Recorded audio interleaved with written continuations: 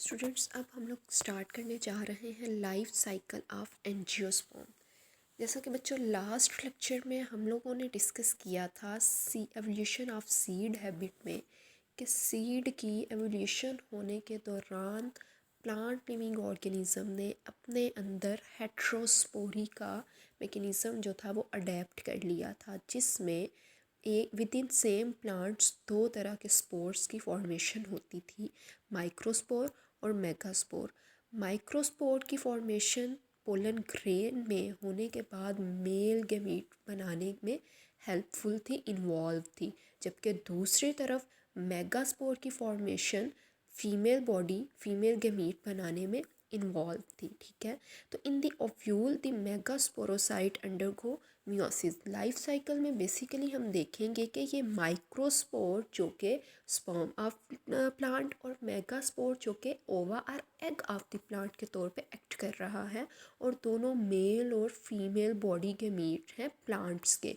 तो ये किस तरह से दोनों फ्यूज़ करेंगे, फ्यूज़ करने से पहले ये किस तरह से पोलिनेट करेंगे, किस तरह से ये जर्मिनेट करेंगे, फर्टिलाइज़ करेंगे, और देन ये डिवेलपमेंट और ग्रोथ को शो करेंगे। ठीक है, लाइफ साइकिल ऑफ एंजियोस्पर्म में डिस्कस की जाने वाली बातें कि सबसे पहले माइक्रोस्पोर किस तरह से मेल गैमीट में और मेगास्पोर किस तरह से फीमेल गैमीट में कन्वर्ट होगा, मेल गैमीट और फीमेल गैमीट किस तरह से फ्यूज़ करेंगे, और फ्यूज़ करने के बाद फर्टिलाइजेशन होने के बाद किस तरह से ये अपनी ग्रोथ और डेवलपमेंट को शो करेंगे। ठीक है, तो in the ovule the megasporocyte undergo meiosis. Megaspore जो कि फीमेल बॉडी के मीट है, ये मियोटिकली जनरेट करेगा खुद को 4 मेगास्पोर्स में से, जिसमें से 3 स्मॉलर होंगे और एक लार्ज वन होगा, और सिर्फ लार्ज वन मेगास्पोर जो है ये सरवाइव करेगा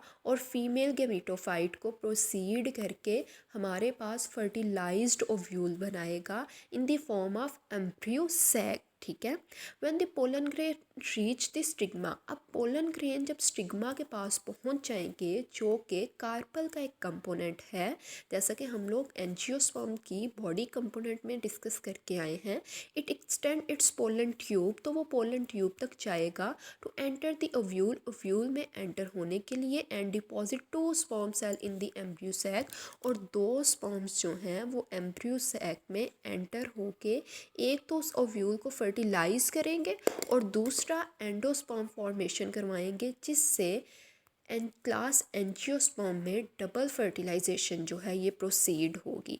the 2 available sperm allows the double fertilisation.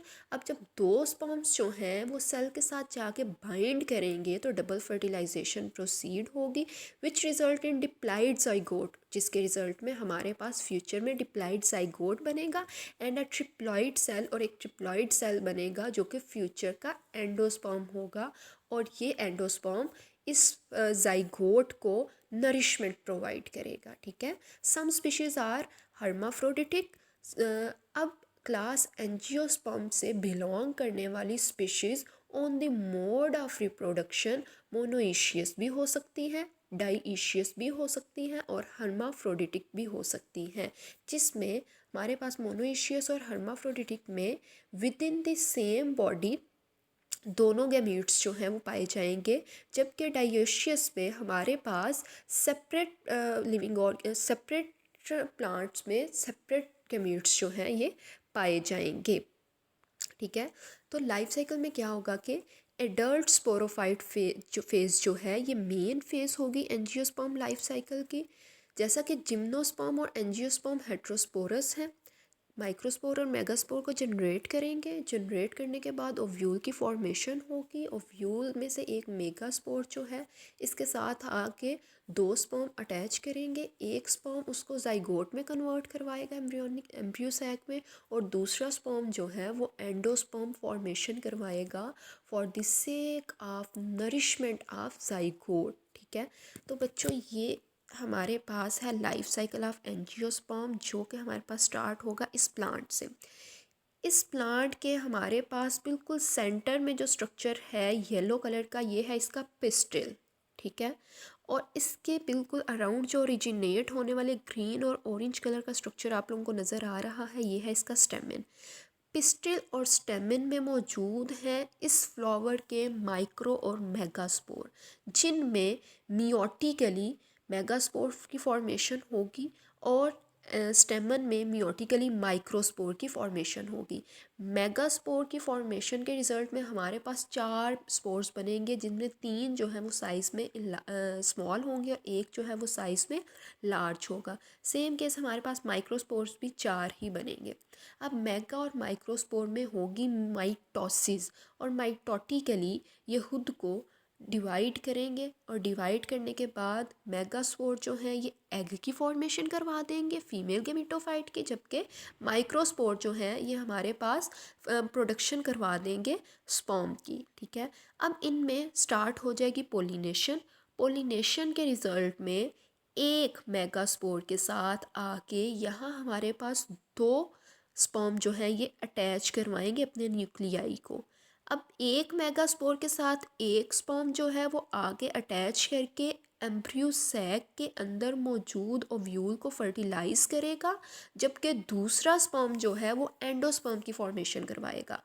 अब मेगास्पोर के साथ अटैच जो हमारे पास स्पर्म होगा, ये तो जाइगोट बना के नेक्स्ट जनरेशन को प्रोसीड कर रहा होगा, जबकि दूसरा न्यूक्लियस जो स्पर्म का होगा वो इस जाइगोट की नरिशमेंट में इन्वॉल्व होगा और अल्टीमेटली हमारे पास दोबारा से इस तरह के फ्लावर की फॉर्मेशन हो जाएगी और ये लाइफ साइकिल जो है ये इसी तरह से चलता रहेगा। इसका फाइनल और इनिशियल स्टेप जो है वो एक ही पॉइंट पे आके अटैच होने की वजह से हम इनकी रिप्रोडक्शन को रिप्रोडक्शन साइकिल का आप एंजियोस्पर्म का नाम देते हैं। सीड फॉर्मेशन बच्चों, जैसा कि आप लोगों ने लास्ट लेक्चर में एवोल्यूशन ऑफ सीड में भी देखा था और आज हम लोग स्पेसिफिकली एंजियोस्पर्म में सीड फॉर्मेशन की बात कर रहे हैं। In this typical flowering plant angiosperm seeds are formed from body scarred ovule. Megaspore की माइटोटिक डिवीजन से बनने वाला जो हमारे पास ओवा होगा वो हमारे पास बेसिकली सीड को रिप्रेजेंट कर रहा होगा, जिसके बेसिक कंपोनेंट्स में हमारे पास पिस्टिल आएगा और पिस्टिल जो है ये कंटेन किए हुए होगा स्टाइल, ओवरी और स्टिग्मा को। न्यूक्लियस माइटोटिकली डिवीजन के बाद मियोटिकली डिवीजन के बाद हमारे पास मेगास्पोर की फॉर्मेशन होगी, तो हमारे पास 3 जो है ये पोलर बॉडीज़ बनेंगी और एक जो है ये हमारे पास बेसिक एग बनेगा, मेगास्पोर बनेगा।